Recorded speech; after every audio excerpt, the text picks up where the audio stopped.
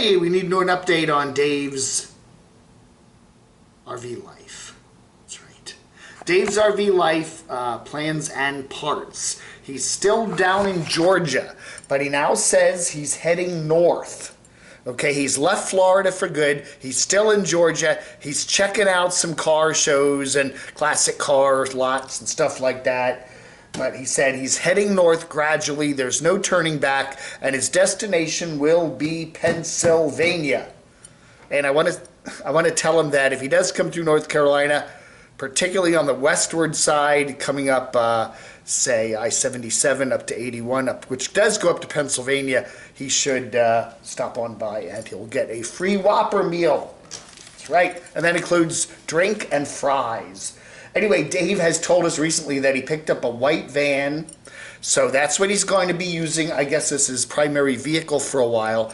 He does want to eventually sell Betty the Bounder, which is his current, I guess that's a Class A, isn't it?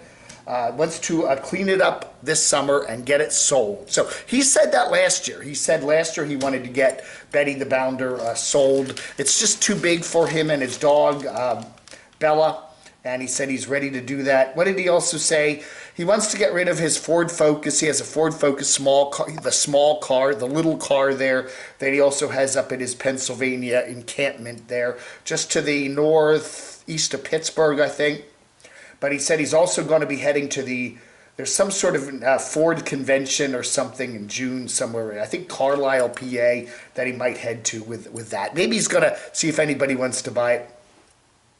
But anyway, his van, he was saying he's not going to really do any van build on it. He wants it just basic so that he can do some hauling in it and just do some minimalist camping, like, have a little mattress and that kind of thing. But he's not going to really spend any time fixing it up.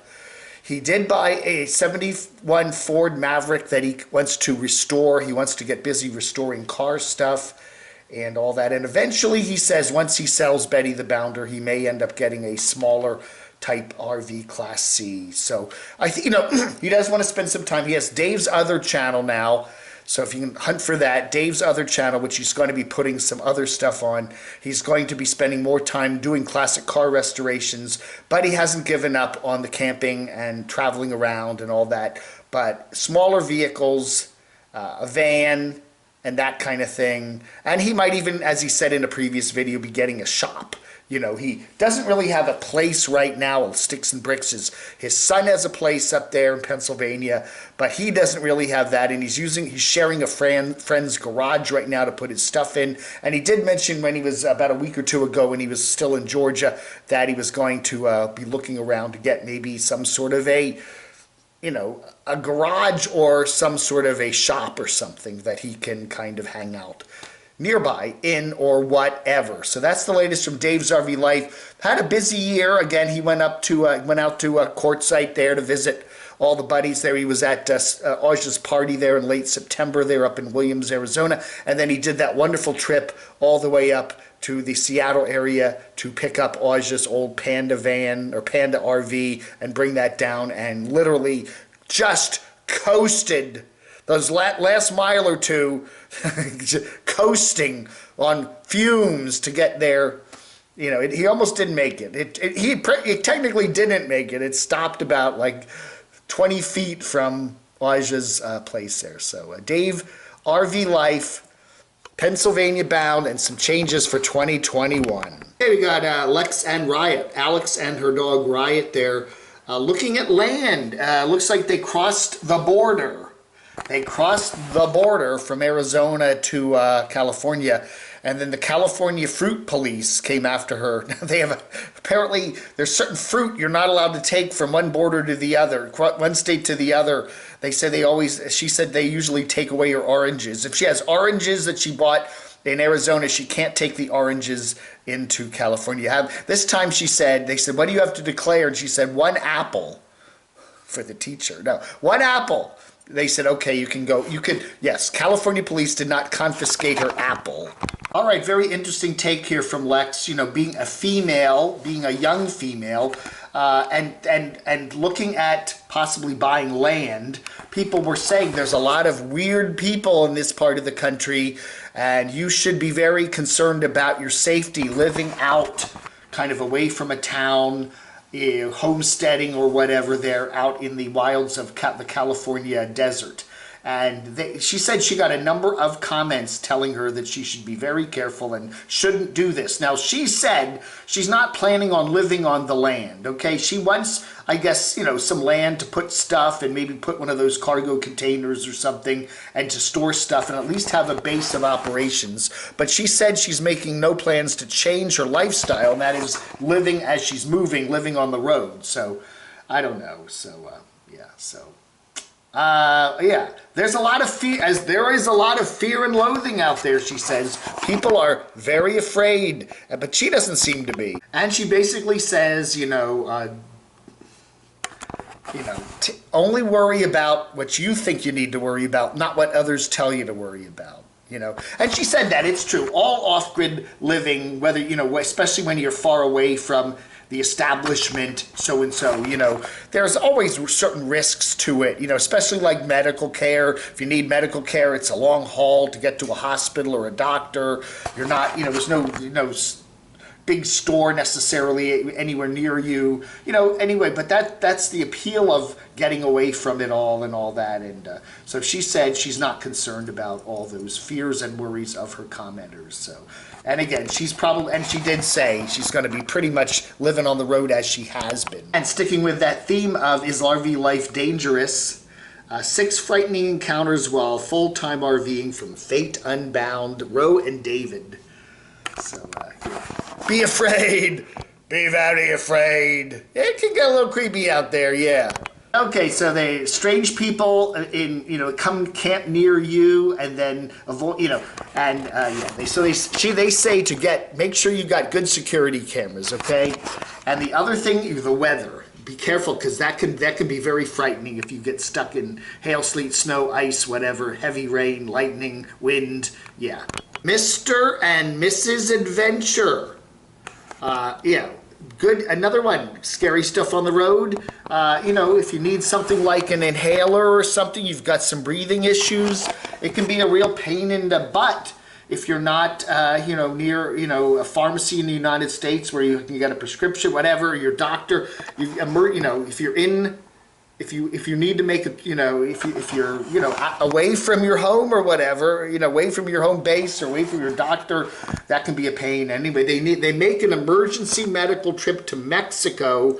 Where is that? Right across the river, right across the border there in beautiful Tijuana. So where it's easier to get stuff without a prescription and it doesn't cost an arm and a leg like it does here in the States. So anyway, just a good video here. Check them out, Mr. and Mrs. Adventure, on various medical maladies and what you do if you're a nomad and you have to deal with stuff like that. And if you're near Mexico, if you can pop over the border to TJ or Algodones or something, that might be the way to do it, Oh, letters. The Doxinator says, oh my, a tribute. Rumors of my demise are greatly exaggerated.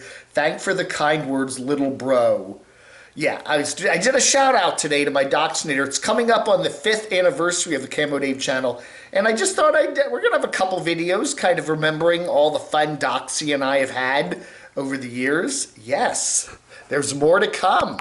Mark from Arizona said there's a YouTube channel called 2 Lane Life. That's a number 2 Lane Life. One of the guys sounds just like the Doxinator. Maybe he's a relative. I don't know. Eddie Smith says that sounds like it should be a movie alongside of Nomadland. Call it Me and Doxy, an unconventional friendship coming to a theater near you. Or maybe Hulu. A lot of people were criticizing the movie Nomadland because it wasn't really real life. The nomads that actually experienced real life were saying it wasn't really like real life. Jen D says, why do people want a Hollywood movie to be real life? We have bottom feeders on YouTube showing off every boring moment of their boring lives. Those of us with boring lives and homes shovel them the money. I'm not keen on shoveling bucks to Cineplex to watch boring people living boring lives there too. They want interesting people like Fern. Yeah, with real, yeah. Pulvo Valetti says, I'm finding it hilarious that nomads and others are bashing the film because it is not really how we or they live. Fern is the representative of a big chunk of nomads out there getting barely by and having good days and bad days existing within themselves. It's not a Disney-filled, hi Derek, who's that? View of nomad life. It's just plain old life. How anybody can watch The Boit, the bottom of YouTube, and people like Elvis Ziam, Mikey, Randy, etc. at the bottom of the barrel of nomad life and not say Nomadland isn't realistic is kidding themselves. Black Sheep 72 says, with all the negativity that YouTube provides, it is really cool to have watched a true friendship evolve between you and the docs. Much respect to two cool dudes, aka Oscar and Felix. Now, who's Oscar and who's Felix? I don't know. We both have some qualities of each one of those. I'm not, I don't know, man. Testimony and Tremens says, I just rewatched the credits of Nomadland. I guess they saw it on Hulu and they could rewind it. And saw no sponsors, except thanks for assistance to various individuals, Badlands National Park, Museum of Fur Trade, Untitled Entertainment, and Western Sugar. Yeah, I was wondering if Amazon maybe wasn't some sort of a funder of the movie, because they did show Fern working in some Amazon warehouses, and they gave it a pretty good spin. There's questions about working in an Amazon warehouse, whether the working conditions are good or not. That's a newsy thing out there right now. And according to the movie Nomadland, it seemed like they're pretty nice places to work. I don't know, man. So I thought maybe Amazon chipped in a couple bucks. Who knows?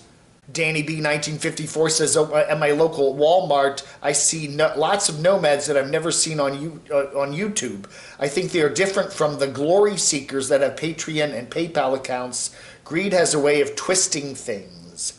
M Trade says, Deborah Dickinson's concerns are not unfounded.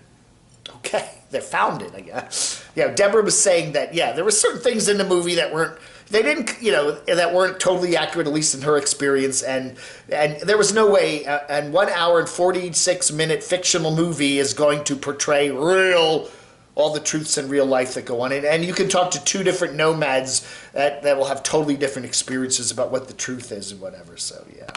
Coastal Kev, one of the things that Deborah Dickinson said was people don't knock.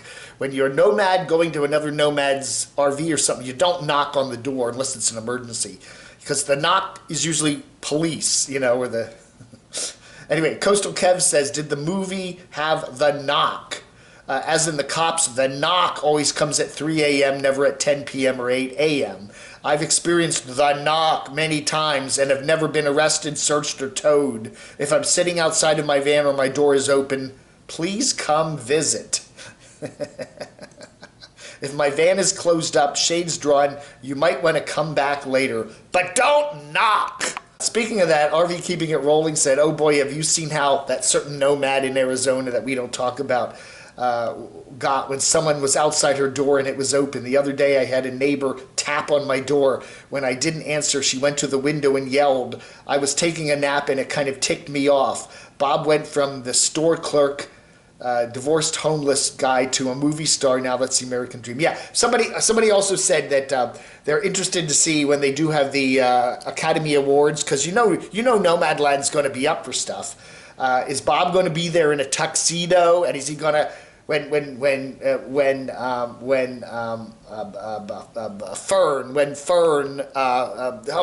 Frances McDormand goes up to get her Oscar, is she going to say, I want to share this Oscar with the nomads, especially Bob Wells. Can you come up here, Bob? Can you come up here, Bob?